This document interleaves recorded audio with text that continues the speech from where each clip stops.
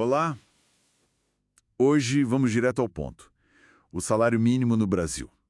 Temos em mãos uma análise que, olha, joga a luz sobre uma questão crucial. Segundo o DIESE, aquele departamento que estuda a situação dos trabalhadores, né? O mínimo ideal para viver com dignidade, isso em meados de 2025, seria R$ 7.052,64. É um valor bem expressivo, né? Pois é. Só que o valor real hoje é R$ 1.518. É um abismo. Nossa conversa aqui vai tentar entender como é que a gente chegou nessa desconexão toda, sabe? Olhando o histórico, as políticas recentes, tudo com base no material do Sérgio Botton Barcelos. Ok, vamos desembrulhar isso então. A realidade de quem vive com R$ 1.518 é bem dura.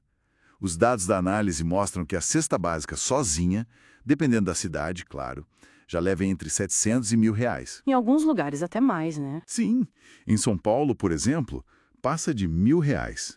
Isso é mais de 70% do salário mínimo. E não dá para esquecer, o IBGE apontou lá no fim de 2023 que quase 60% dos brasileiros ganham até um salário mínimo. É muita gente vivendo com muito pouco. Exato. A fonte indica que só a alimentação básica, pensa numa família de 4 pessoas, custaria uns R$ 1.200. Fica difícil fechar a conta, né? Exatamente. E é aí justamente que entra o cálculo do Diese. Esses R$ 7.000, é importante dizer, não são sobre luxo. A própria Constituição Federal define o que o salário mínimo deveria cobrir, né? Alimentação, moradia, saúde, educação, vestuário, higiene, transporte, lazer. Tudo isso. Tudo isso. O cálculo do Diese tenta estimar esse custo real. Quando a gente compara isso com os 1.518 atuais, nossa, percebemos a dimensão da vulnerabilidade de milhões de pessoas. O que é fascinante aqui é justamente essa dimensão e o que ela revela. Quer dizer, essa diferença enorme não surgiu do nada, né? Olhando para trás, como a análise aponta, o salário mínimo foi criado por Vargas lá nos anos 30, 40, mas nem sempre manteve o valor. Não mesmo. Durante a ditadura militar, por exemplo, o poder de compra caiu bastante, né? Caiu. As fórmulas de reajuste muitas vezes usavam uma inflação que era, digamos, subestimada. E os ganhos reais dependiam da produtividade, o que nem sempre acontecia. Aqui é onde fica realmente interessante observar como as políticas mudam o poder de compra ao longo do tempo. Sim, foram decisões políticas que impactaram diretamente o bolso do trabalhador. Teve um período de recuperação, ali nos anos 2000, com os governos do PT.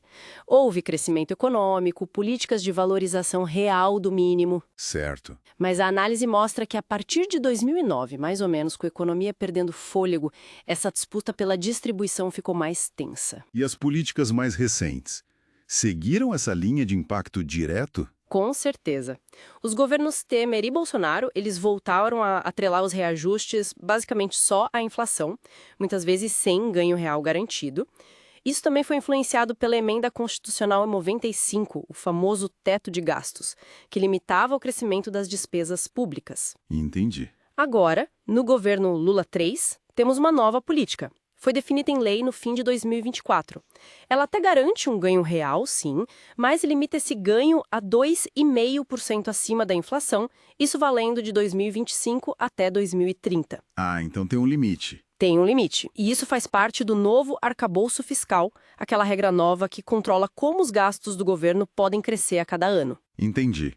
Então, mesmo com uma política que busca valorizar, esse arcabouço fiscal funciona como um freio, é isso? Exato.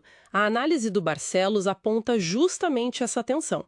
Se conectarmos isso ao quadro geral, percebe-se bem. De um lado tem as promessas de mais justiça social, do outro tem essas políticas de austeridade fiscal que acabam restringindo os gastos. Faz sentido. A própria ministra do Planejamento já indicou um valor de R$ 1.630 para o salário mínimo de 2026. Que ainda é muito, muito longe daqueles 7.000 que o Diese calcula como necessários, né? Muito longe. Fica clara essa disputa entre as restrições do orçamento e as necessidades básicas da população. A análise também cita o IPEA, né? Reforçando que a nossa imensa desigualdade é um problema central e que um salário mínimo mais forte seria uma ferramenta importante contra a pobreza, por mais justiça social. Então, o que tudo isso significa para quem depende desse salário no dia a dia? Olha, significa viver constantemente no limite, né? fazendo escolhas muito difíceis sobre o que pagar, o que deixar de pagar. Mas a questão é mais profunda, como o material sugere. Não é só economia. Envolve decisões políticas, estruturas históricas complexas, o texto fala até nos dilemas do próprio capitalismo, sabe? E nesse conflito permanente entre as contas públicas, o arcabouço fiscal, a dívida pública e o bem-estar das pessoas. É uma balança difícil de equilibrar. Muito. O autor chega a sugerir a necessidade de desafiar um certo torpor neoliberal, como ele chama dentro do governo, para priorizar a sociedade. Isso levanta uma questão importante. Quais deveriam ser, de fato, as prioridades da política econômica? Então, para a gente resumir nossa conversa, existe uma distância gigantesca entre o salário mínimo oficial no Brasil e um valor que permitiria viver com dignidade. E essa distância é resultado de um longo processo histórico, sim, mas também de escolhas políticas e econômicas bem atuais, como essas regras fiscais que estão aí. Exato. E para finalizar, uma provocação que vem diretamente das conclusões da análise do Sérgio Barcelos, o texto sugere que a conquista de direitos básicos de um salário verdadeiramente digno, ela dificilmente será uma concessão, um presente. Ela dependeria, na visão que ele apresenta ali, de organização política, de reivindicação constante por parte da própria sociedade trabalhadora. Uma reflexão importante. Fica aí a reflexão, né? Sobre como conectar esses números todos, essa análise econômica, com a necessidade de ação coletiva que a fonte aponta.